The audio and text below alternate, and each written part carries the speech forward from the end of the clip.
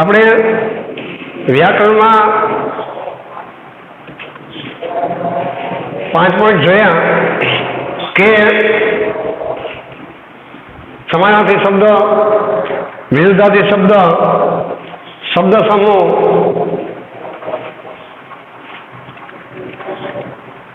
તળપદા શબ્દ,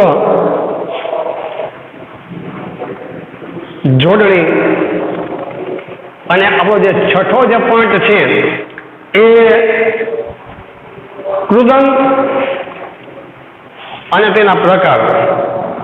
તો આપણે જોઈ કે કૃદંત એટલે શું. આ તમારે આમ જોઈ તો 1 માર્ક્સનો પૂછાય છે, કારણ કે એ વાક્ય રચના છે. તમારે આવી રીતે પૂછાય છે કે કૃદંત ઓળખાવો, કૃદંત ઓળખાવો, આવી રીતે. કૃદંત ઓળખાવો અડધો માર્ક. યોગ્ય જગ્યાએ, યોગ્ય ખાલી જગ્યામાં કૃદંત મૂકો. યોગ્ય ખાલી જગ્યામાં કૃદંત મૂકો. આવી રીતે તમારે આ પ્રશ્ન હશે. આવી રીતે પછી તમારે આવી રીતે હશે.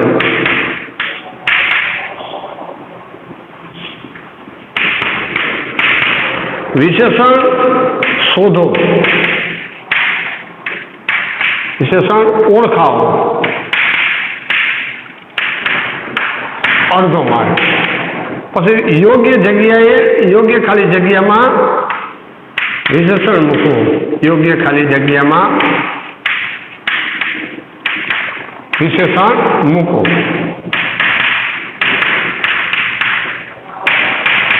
એનો પણ 1 માર્ક. પછી તમારે 5મું હોય છે નિપાત ઓળખાવો. નિપાત ઓળખાવો.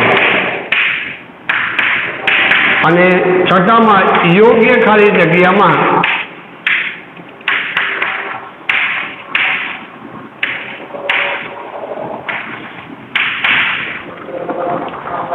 યોગ્ય ખાલી જગ્યામાં નિપાત મૂકો. નિપાત મૂકો. આવી રીતે તમે આનો 1 માર્ક, આનો.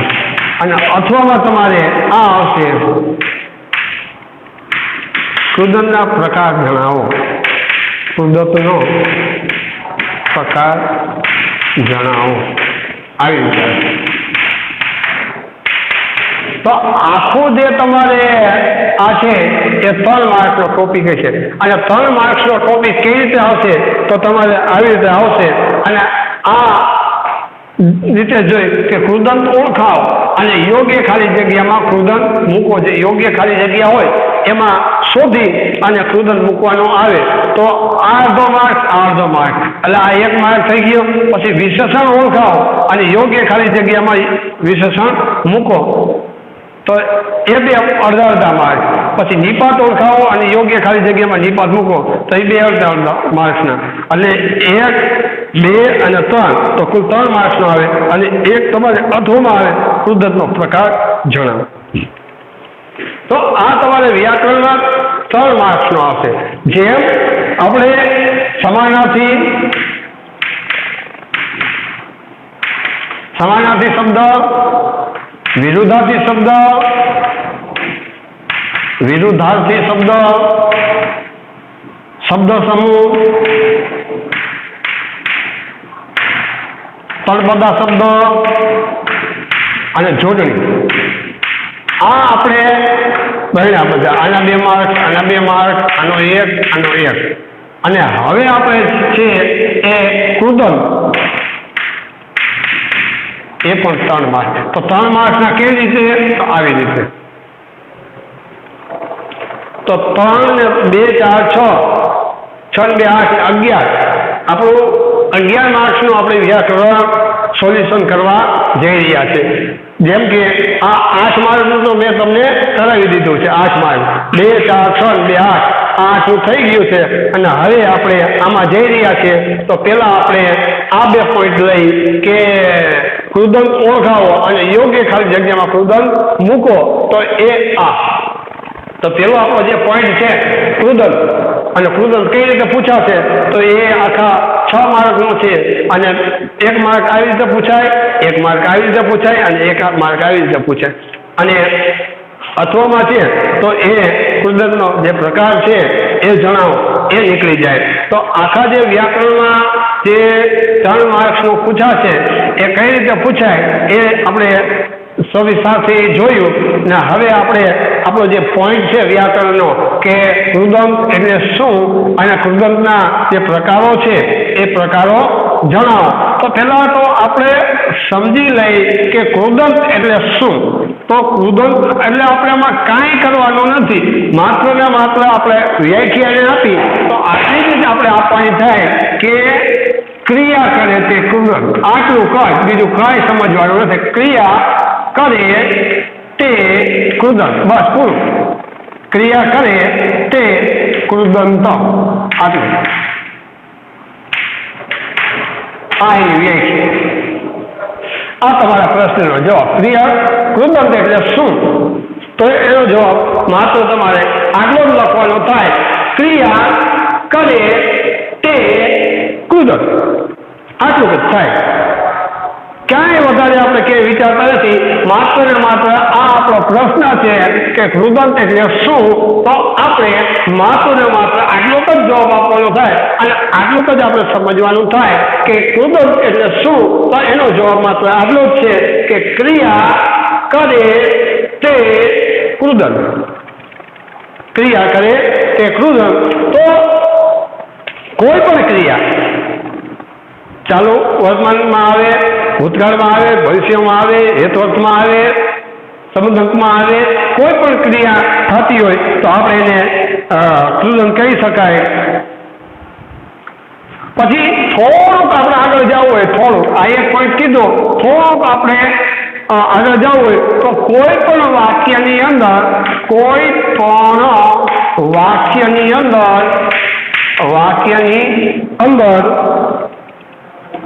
ક્રિયા દર્શાવતા શબ્દને ક્રિયા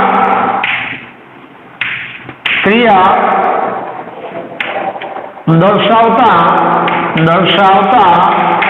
શબ્દને ક્રિયા દર્શાવતા શબ્દને કૃદંત કહે છે. કૃદંત કહે છે. કોઈ પણ વાક્યમાં, કોઈ વાક્ય હોય એની અંદર ક્રિયા હોય, ક્રિયા થતી હોય તો એ ક્રિયા દર્શાવતા શબ્દને કૃદંત કહે છે. તો આપણે બીજી પણ વ્યાખ્યા જોઈ. તો પહેલી વ્યાખ્યા આપણે એ જોઈ કે ક્રિયા કરે તે કૃદંત, આ પહેલી વ્યાખ્યા. બીજી વ્યાખ્યા આપણે જોઈ તો કોઈ પણ વાક્યની અંદર ક્રિયા દર્શાવતા શબ્દને કૃદંત કહે છે. ક્રિયા, જે ક્રિયા થતી હોય એને આપણે કૃદંત કહે છે.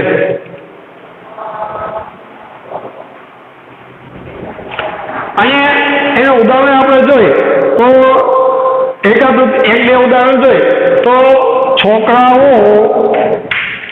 છોકરાઓ મેદાન ઉપર રમે છે. તો આ એક વાક્ય છે, આ એક શું છે? વાક્ય છે. અને વાક્યની અંદર આપણે કોઈ પણ વાક્ય, આ વાક્ય છે અને વાક્યની અંદર ક્રિયા દર્શાવતા, તો ક્રિયા એ કઈ ચાલે છે? રમવાની. તો રમે છે, તો રમે છે એ શું છે? કૃદંત.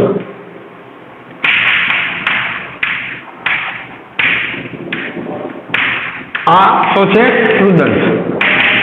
કોઈ વાક્યમાં જે કઈ ક્રિયા થતી હોય, રમવાની, લખવાની, વાંચવાની, જમવાની, ચાલવાની, સુવાની, પછી ઉડવાની, લખવાની, ભણવાની, આપણે બોલવાની, સાંભળવાની, આ જે બધી ક્રિયાઓ છે એ જે ક્રિયાઓ થતી હોય તો એ ક્રિયાને આપણે આંખ બંધ કરીને કૃદંત જ કહીએ, અને કૃદંત જ કહેવાય. આ પહેલું ઉદાહરણ આપણે જોયું કે છોકરાઓ મેદાન ઉપર રમે છે, તો આ વાક્ય છે અને આપણી વ્યાખ્યા શું કહે છે? કોઈ પણ વાક્યની અંદર ક્રિયા દર્શાવતા શબ્દને શબ્દને કૃદંત કહે છે. તો આ એક વાક્ય છે કે છોકરાઓ મેદાન ઉપર રમે છે. તો આ વાક્યની અંદર જે કઈ ક્રિયા થાય છે તો એ કઈ ક્રિયા થાય છે? તો એ રમવાની ક્રિયા થાય છે. રમે છે તો રમે છે. તો આપણી વ્યાખ્યા પ્રમાણે કે કોઈ પણ વાક્યની અંદર ક્રિયા દર્શાવતા શબ્દને, તો અહીંયા કયો શબ્દ ક્રિયા દર્શાવે છે? તો રમે છે. તો રમે છે એ કૃદંત છે. બીજી આપણે વ્યાખ્યા જોઈ,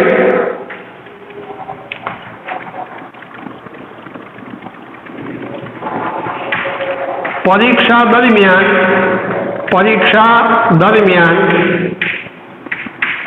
વિદ્યાર્થીઓ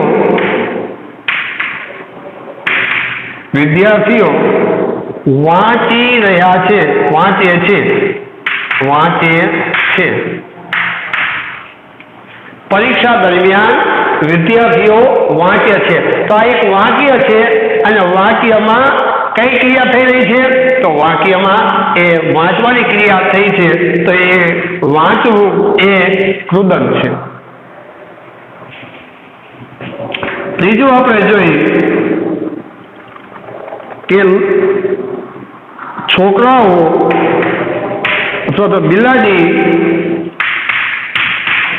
રસોડામાં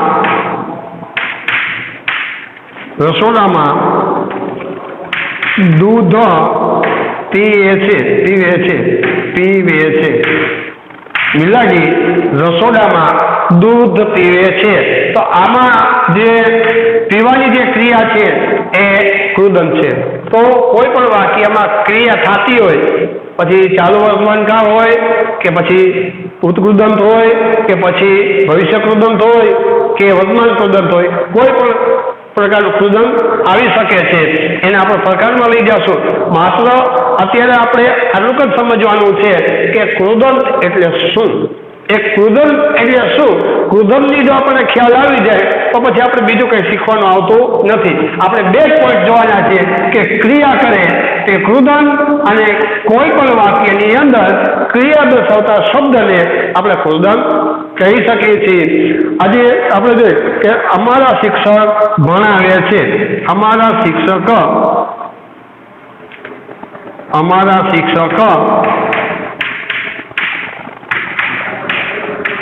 ભણાવી રહ્યા છે. તો કઈ ક્રિયા કરી રહ્યા છે? ભણાવવાની. ભણાવી રહ્યા છે વર્તમાન કૃદંત આવે. પણ આપણે માત્ર આપણે અત્યારે શું જોવાનું છે કે ક્રિયા કરે તે કૃદંત, આ જ જોવાનું. અને કોઈ પણ વાક્ય રચનામાં જે ક્રિયા દર્શાવતો જે શબ્દ હોય એ શબ્દને આપણે કૃદંત કહી શકીએ. તો આ છે આપણે કૃદંતની વ્યાખ્યા છે. કૃદંત એટલે શું? અત્યારે માત્ર ને માત્ર આપણે કૃદંત જ સમજવાનું છે. પછી કૃદંત એટલે શું અને તેના પ્રકારો. તો કૃદંતની આપણને ખ્યાલ આવી જાય પછી જ આપણે એના પ્રકારોમાં જઈ શકીએ. કારણ કે એના 5 પ્રકારો છે: વર્તમાન કૃદંત, ભવિષ્ય કૃદંત, ભૂત કૃદંત, સંબંધક કૃદંત અને હેતવત કૃદંત. આ એના 5 પ્રકારો છે.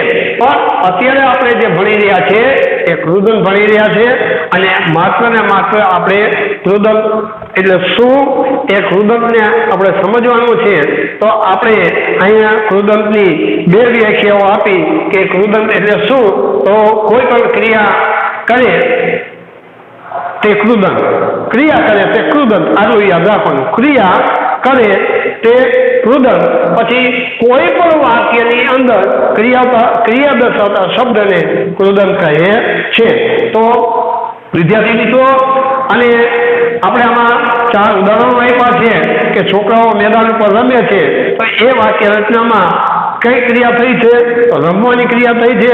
તો આપણે એને રમે છે એ કૃદંત છે. બીજું વાક્ય આપણે જોયું તો પરીક્ષા દરમિયાન વિદ્યાર્થીઓ વાંચે છે. તો એમાં જે વાક્ય રચના છે એ વાક્ય રચનામાં કઈ ક્રિયા થઈ છે? તો વાંચવાની ક્રિયા થઈ છે. તો વાંચે છે એ કૃદંત છે. પછી આપણે ત્રીજું વાક્ય જોઈએ, બિલાડી રસોડામાં દૂધ પીવે છે. તો એ વાક્ય રચનામાં જે બિલાડી છે એ કઈ ક્રિયા કરી રહી છે? તો દૂધ પીવાની, તો દૂધ પીવે છે, તો પીવે એ ક્રિયા છે, તો એ કૃદંત છે. અને છેલ્લે આપણે ચોથું વાક્ય જોયું કે અમારા શિક્ષક ભણાવી રહ્યા છે, તો એ વાક્ય રચનામાં શિક્ષક કઈ ક્રિયા કરી રહ્યા છે? ભણાવવાની ક્રિયા કરી રહ્યા છે. તો ભણાવી રહ્યા છે એ પણ એક કૃદંત છે. તો આપણે વ્યાખ્યા મુજબ ક્રિયા કરે એ કૃદંત, અને કોઈ પણ વાક્ય રચનામાં ક્રિયા દર્શાવતા શબ્દને કૃદંત કહે છે. તો આ જે કૃદંત છે એ કૃદંતની વ્યાખ્યા હતી. હવે કૃદંતના જે પ્રકારો છે, કૃદંત એટલે શું એ આપણે જોયું કે ક્રિયા દર્શાવતા શબ્દને કૃદંત કહે છે. તો એ વાત સાચી, પણ હવે જે કૃદંત છે એના જે 5 પ્રકારો છે એ કેવા છે એ આપણે જોઈએ. અહીંયા તો આપણે જોયું કે ક્રિયા કરે તે કૃદંત, આ એક વ્યાખ્યા આપણે આપી. હવે કૃદંતના પ્રકારો, કૃદંતના પ્રકારો, આ કૃદંતના પ્રકારો, કૃદંતના પ્રકારો. તો કૃદંતના કુલ આમ જોઈએ તો 5 પ્રકારો છે. 5 પ્રકારો: વર્તમાન કૃદંત,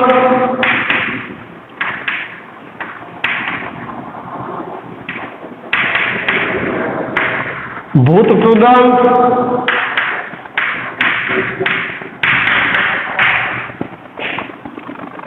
ભવિષ્ય કૃદંત,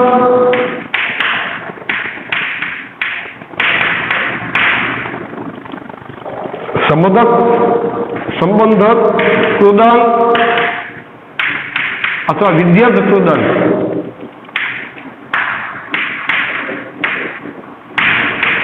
અને છેલ્લે હેતવર્ત કૃદંત.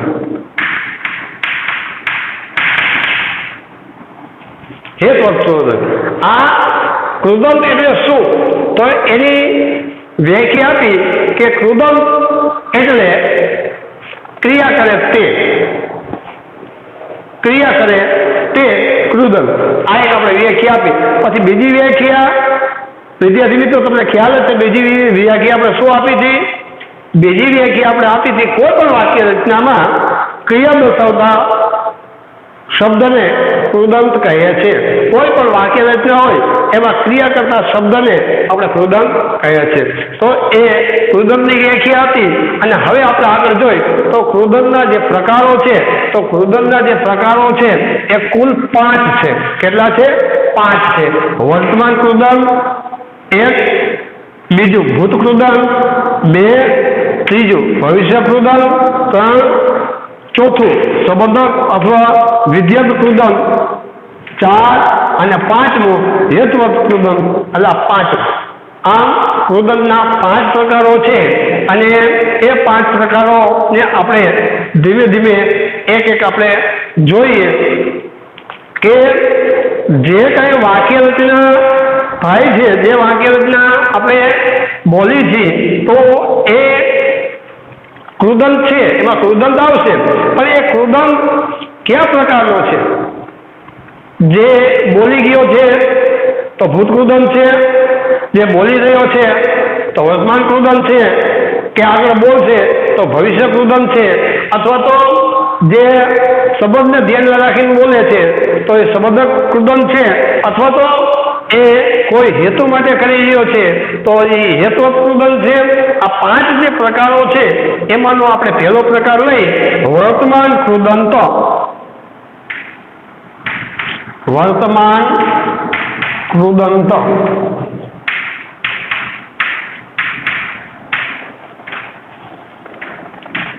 અને એની વ્યાખ્યા આપણે જોઈએ તો જે શબ્દને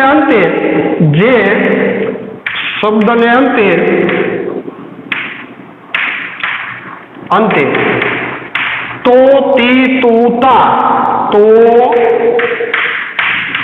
તી તું તા,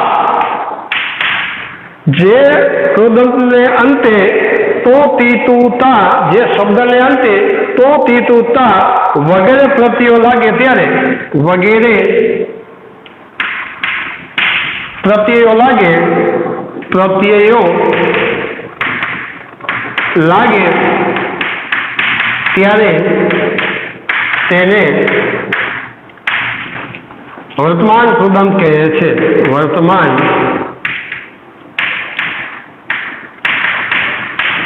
અને ચાલુ ક્રિયા કહીએ આ પેલો કૃદંત. પેલું આપણે જોયું કે વર્તમાન કૃદંત નું પેલું આપણે જોયું કે જે શબ્દને અંતે જે વાક્ય રચનામાં શબ્દને અંતે તો તી તું તા વગેરે પ્રત્યય લાગે ત્યારે તેને વર્તમાન કૃદંત કહે છે. કોઈ પણ શબ્દ હોય તો શબ્દની અંતે અને છેડે આ ચાર હોવા જોઈએ તો તી તું તા, તો એ ચાર હોય એટલે આપણે એને વર્તમાન કૃદંત કહીએ છીએ. તો એ ઉદાહરણ આપણે જોઈએ કે તે ઉદાહરણ રૂપે આપણે જોઈએ કે તે નાચતો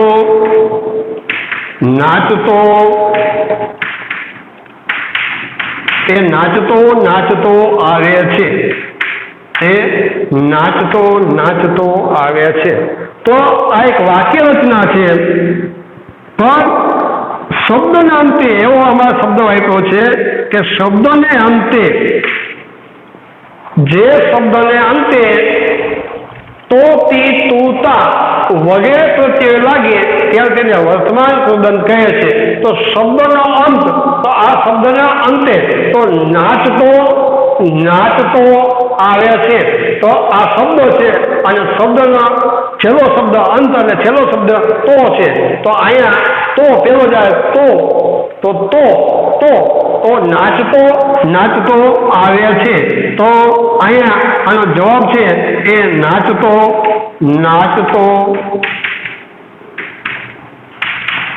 તો આ છે એ આપણું વર્તમાન કૃદંત.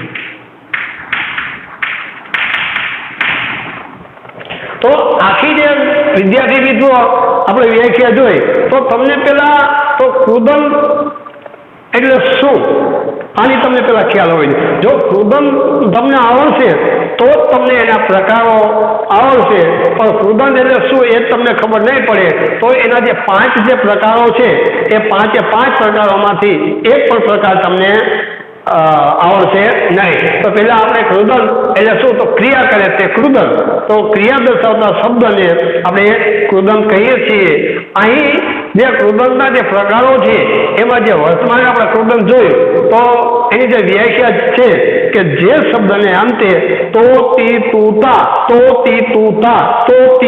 તા આવો જે શબ્દ આવે તો એ શબ્દને આપણે આંખ બંધ કરી અને વર્તમાન કૃદંત આપણે કહીએ છીએ. તો આપણું જે પહેલું ઉદાહરણ છે કે તે નાચતો આવે છે. તો નાચતો એ વર્તમાન કૃદંત છે. નેક્સ્ટ બીજું આપણે ઉદાહરણ જોઈએ.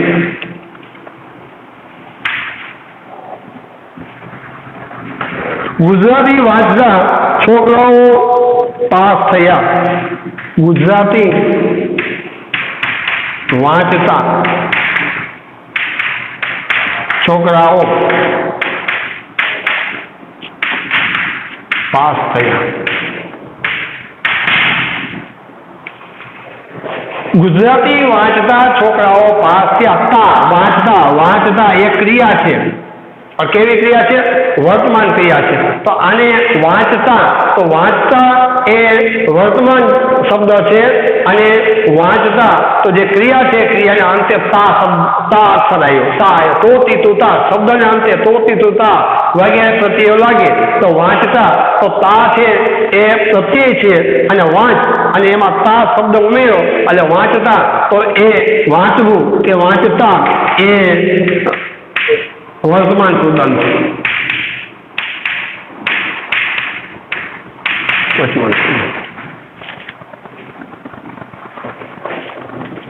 ત્રીજું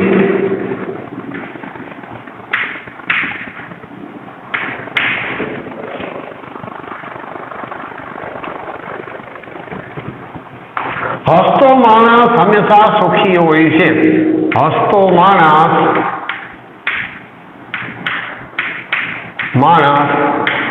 હંમેશા સુખી હોય છે.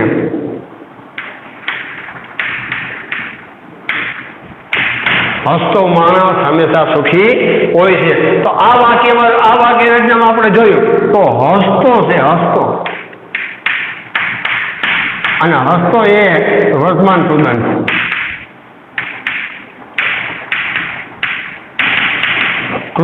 હસતો માણસ તો હસતો, કારણ કે કોઈ પણ વાક્ય રચનામાં શબ્દને અંતે તો શબ્દ આવો, અને વાક્ય કેવું હોવું જોઈએ, શબ્દ કેવો હોવો જોઈએ, તો એ ક્રિયા દર્શાવતો શબ્દ હોવો જોઈએ. તો હસવું એ ક્રિયા છે, અને હસવું, તો હસતો એક ચાલુ વર્તમાન ક્રિયા છે, હસે છે. અને આપણી વ્યાખ્યા શું કહે છે કે જે વાક્ય રચનામાં શબ્દને અંતે તો, તી, તું અને તા આ જે કઈ શબ્દ આવે તો પ્રત્યયો લાગે તો એવા પ્રત્યયોને આપણે વર્તમાન કૃદંત કહી શકીએ છીએ. તો આપણું જે ત્રીજું ઉદાહરણ છે, હસતો માણસ હંમેશા સુખી હોય છે, તો એક વાક્ય રચના છે, અને વાક્ય રચનામાં જે હસતો જે શબ્દ છે એ ક્રિયા દર્શાવે છે, અને એ હસતો એ શબ્દના અંતે, એ હસતો એક શબ્દ છે, અને એ શબ્દના અંતે તો શબ્દ આવે છે, અને આપણા નિયમ મુજબ કે તો તી તું તા આવે તો એ વર્તમાન કૃદંત કહેવાય. તો હસતો એ વર્તમાન કૃદંત છે. અને છેલ્લું ઉદાહરણ આપણે મિત્રો જોઈ કે તે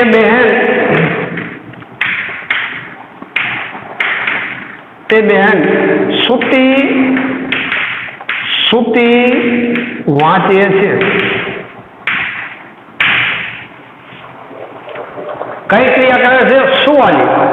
સૂતી વાંચે છે. આમાં બે ક્રિયા છે, વાંચવી એ ક્રિયા છે, અને સૂતી તો એ પણ એક ક્રિયા છે. તો તોતી તું તા તો સૂતી એ વર્તમાન ક્રિયા છે. સૂતી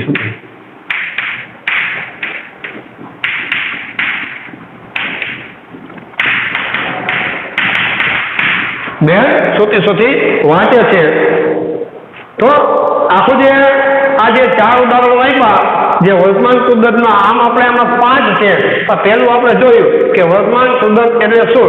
તો વર્તમાન કૃદંત જે વર્તમાનમાં જે ક્રિયાઓ થતી હોય એને વર્તમાન કૃદંત કહેવામાં આવે છે. અને વર્તમાન કૃદંત જે છે એને આપણે ઓળખવો હોય કે એને આપણે સમજવો હોય તો કઈ રીતે સમજી શકીએ? આપણે જોયું કે કોઈ પણ વાક્ય રચનામાં જે શબ્દને અંતે તો, તી, તું, તા વગેરે જેવા પ્રત્યયો લાગે તો એને આપણે વર્તમાન કૃદંત કહી શકીએ છીએ. તો એના આપણે 4 ઉદાહરણો આપ્યા કે તે નાચતો આવે છે. પેલું ઉદાહરણ, ગુજરાતી વાંચતા છોકરાઓ પાસ થયા તો એમાં વાંચતા, આમાં નાચતો. પછી હસતો માણસ હંમેશા સુખી હોય છે, તો એ પણ સુખી હોય છે. તે બેન સૂતી વાંચે છે, તો સૂતી એ વર્તમાન કૃદંત છે. તો આપણે જે પહેલા કૃદંત એટલે શું અને કૃદંતના પ્રકારો, તો કૃદંતના જે 5 પ્રકારો છે એમાંનો એક આ પ્રશ્ન લીધો, અને આ તમારે ક્યારેક કૃદંતના પ્રકારો જણાવવામાં આવે કે કૃદંતના પ્રકારો જણાવો, તો એ વાક્ય રચના કયા પ્રકારમાં છે? ભૂતકાળનું છે, ભવિષ્યનું છે કે વર્તમાન કૃદંત છે?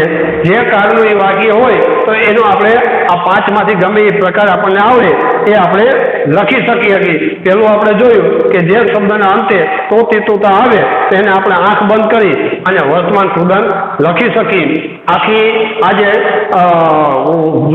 આપણે કૃદંત એટલે શું અને કૃદંતના પ્રકારો જણાવો, એમાં આપણે કૃદંત જોયું, ક્રિયા કરે તે કૃદંત, એની વ્યાખ્યા જોઈ, અને બીજું આપણે એ જોયું કે એના જે 5 જે પ્રકારો છે એમાંનો આપણે પહેલો પ્રકાર જોયો વર્તમાન કૃદંત. તો વર્તમાન કૃદંતને ઓળખવા માટે આપણે શું યાદ રાખવું જોઈએ? તો કોઈ પણ વાક્ય રચનામાં શબ્દને અંતે તો, તી, તું, તા આવે તો એ તો, તી, તું, તા શબ્દને અંતે તો, તી, તું, તા શબ્દને અંતે તો, તી, તું, તા, તો એ તો, તી, તું, તા આપણે એક સૂત્ર રૂપે અને એક રમત રૂપે આપણે એને યાદ રાખવાનું છે, અને એ તમને આવડી જાય એટલે તમને વર્તમાન કૃદંત ઓળખવામાં તમને ક્યાંય તકલીફ પડે નહીં. ખાલી તમારો શબ્દ હોય એનો અંત હોય, એ અંતમાં જે આવતો હોય તોતા એટલું યાદ રાખવાનું છે, અને એ આવડે એટલે તમને એ વર્તમાન કૃદંત એ તમને આવડી જશે. આજ લખીને આપજો. અત્યારે આપણે અહીંયા સુધી રાખી, નેક્સ્ટમાં આપણે જે 2 ચાલ છે, ભૂત કૃદંત, ભવિષ્ય કૃદંત, સંબંધક અને હેતવર્ત, એ આપણે નેક્સ્ટમાં આગળ જોઈશું. અસ્તુ.